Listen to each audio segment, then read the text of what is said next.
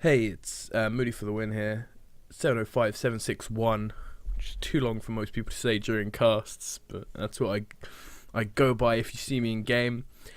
And our boy Dissonant, who casts most of the games that go on in 8-bit, is out. He's visiting Trump Towers in New York. I have no idea why, but apparently it's a school trip. And so I'm going to be doing the last few games of the Ladder Wars tournament, and I thought, just get a bit of a warm-up, watch some games, and after watching this game, I decided that I should record it, because it's just a really good game between two really good players. In the bottom, in this sort of light blue, we have ZertoN, one of the top players of 8-bit armies right now, arguably the top. He would definitely say the top. And up here we have another of the top players, TigerStyle, playing Cranioids, which is the race that I got to know him for, even though he is really a Deathsworn main. Quick notice, there is a Harvester here. This is a replay bug which happens every now and again. And so, now that I've sort of done that long introduction, let's sort of go over the builds. TigerStyle, this is an interesting build from him. He's starting, I've seen him do this sort of thing a lot. He's starting Habitat so he can get a lot of early Xenodogs on to put some really strong pressure. I think TigerStyle is the reason for all the people online who say that Xenodog aggression is too strong and that invaders are broken because of it, because he does this sort of stuff and destroys a lot of people with it. He has then gone for power straight into the factory tower thing. We'll call that Trump Tower in honor of Dissonant's visit to the place itself. And then on the other side, ZertoN is doing an entirely standard build, except for this. He's done the normal blah, blah, blah, blah. He's got another one of these out pretty quickly, but he's gone for a second factory as well. And I believe this is because of the pressure he's put on early. I think ZertoN believes, probably quite rightly, that if he would go for his normal single factory into immediate air, that he would get run over by Xenodogs and Stinkbugs, and he would have no good reaction to that. TigerStyle is switching up now. He's got his starting Xenodog production, and he's switching up after that into Cranioids because they do very good damage versus tanks. They will also do good damage versus choppers, although as the patch still hasn't come out, choppers will still horridly outrange them, so they won't get many shots off most of the time. He has his resource enhancer up, and he's teching very quickly. This is something that Cranioid players have started to do a lot more nowadays. As Proven started to play this race, he does this sort of thing a lot, although he does a much more economically focused opening with a lot less harass than TigerStyle uses. And I think this third factory will be his last. Slight spoiler there. But he is going into the radar, which seems like he wants to go up to artillery and rocket choppers. We have some nice sneaky Xenodogs over here. And we have the first tripod coming out. And this is interesting because tripods have been buffed recently so that they are no longer absolute arse. But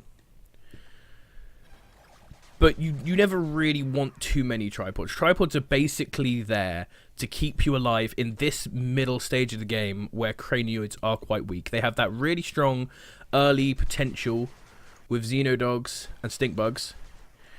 But nothing was really made of that here. There was a bit of Xenodog harassment going around, but the Stinkbugs didn't do any sort of early attacks. They've sort of really been here for defense in case there's some sort of just plain savage style, big aggressive play.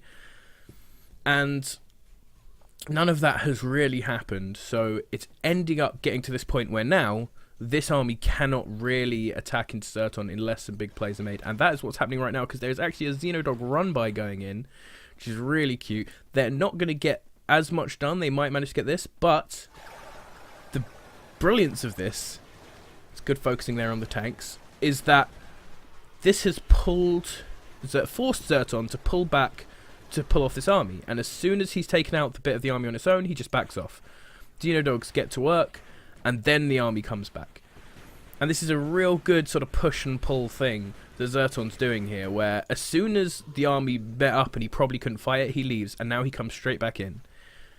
The Xenodogs are putting on the pressure here. They're just getting cleaned up. Those tanks crushing them easily. But now, while half his army is still back, TigerStyle's going to come in with the other attack. You can see how little damage stink bugs do to tanks, though. My, that's really useless. And now, without any stink bugs to put the pressure on, and with tanks coming in to try and crush these cranioids, he has to just start a step back to kill the cranioids, and he now doesn't have much. These cranioids do heavy damage, so they are good at dealing with these tanks, but they do not have the range to fight these choppers, and they will do nothing to these infantry. And the tripods just do normal damage, and so they're alright versus everything, but nothing great. More heavy damage coming in from these as well. But now he can hold back because he has got to the Holy Grail, the start of the Holy Trinity of Cranioid late game. Ooh, he lost a lot of Cranioids there. But he's got Blast Bugs. Now this is the point where the Blast Bugs get strong again. And I think TigerStyle played this incredibly well. He actually teleported into his base that I missed there. Oops, I'll try not to miss if he does that again. But this is the part where Cranioids get well. TigerStyle has done a good job of putting pressure on during the mid-game when his army is supposedly weaker, by pulling apart ZertoN's forces, forcing half of his army to come back so that he can deal with smaller chunks of ZertoN's army. And ZertoN has, by and large, pretty much won all of these engagements, come out evenly in some of the ones where TigerStyle pulled off a better split. But now, after pulling off all those engagements, forcing back, he's made the number of ZertoN's forces smaller and made his own greater. And this is the point now where TigerStyle's army is really powerful early, but then doesn't really get much more powerful until this stage, where he can get Blast Bugs, he can start getting Brains, and he can start getting... Harvester lost there. He can start getting Motherships, and he even has the Destroyer's Nest here, pumping away in the background. And so... And here we go, his first brain, his first mothership. He now has the start of that Holy Trinity of the army, and the power of his army now exponentially rises. Whereas for ZertoN, like, he's pretty much at late game here. He could go into heavy tanks, but he's taken enough damage in the mid game that he probably doesn't feel safe going into heavy tanks. I know ZertoN is also not a player who I think ever uses heavy tanks, really. It's very rare to see him use it. Because they are very expensive, and you cannot keep producing the other forces, keep your rocket choppers and rocket trooper production up while you have this up there. So he's now going to push in and try and attack this army as he's realised what there is, and he knows he needs to deal with this now, I think. All of the Cranioids going down there. That's a nice sort of start pick off. Some choppers here. Ooh, going to go really well. There is a teleport play in the back. We also missed a little bit of harassment, taking out some of these back points, which is probably a few choppers. And now there is a mothership and a group of Cranioids and even a Blast Bug in the back base while he pushes in the front with this giant army. And this just, at this point, he has 3 motherships, 4 if he brings over the other one. At 4 or 5 motherships, your army becomes unbeatable. Look at this healing. Look at this healing. It will go down eventually, or it won't if he has no more anti-air. But once you have 4 or 5 motherships, the healing on your army becomes unbelievable. And again, ZertoN is being forced to split up his troops. And look at this. 5 Cranioids there will tank these rocket troopers and rocket choppers forever, while this big army just smashes in his front. With the healing from the motherships and just the damage from this Blast Bugs. And a typically salty ZertoN. How imber is this? How imber is this? Yeah, if a Cranioid manages to get to its late game army, it's pretty unstoppable, honestly. We unfortunately did not quite get to the Destroyer point yet. But a big sprawling base here from TigerStyle. Some good harassment in the back with 2 teleport plays. And a big Xenodog run by, pulling ZertoN's army apart throughout the whole game. Really impressive Cranioid play from TigerStyle. I love it. Really high level game here. Really good, really fun. Brilliant. I want to just move back just so I can show you these cranioids dancing. This is a great sight. There was also at some point, I believe, yeah, there was the most exciting 1v1 in the history of 1v1s right here. I noticed this when I was going through the game first time. This is an example of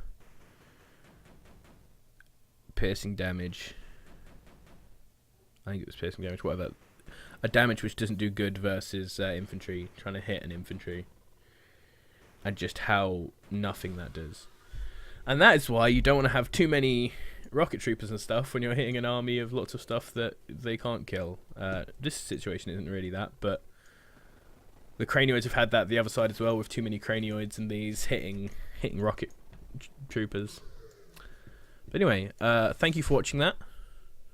Probably just I'll put it back to the end, and then there we go. We can admire this giant cranioid army. Thank you for watching, and I hope I will see you watching the rest of the Ladder Wars tournament, which will be probably up already if you see this video. You can put in, you can look for the Ladder Wars topic on game replays. Ask around in the Discord if you can't find it, the 8-Bit Armies Discord, and or check it out on mine or Dissonance YouTube channels.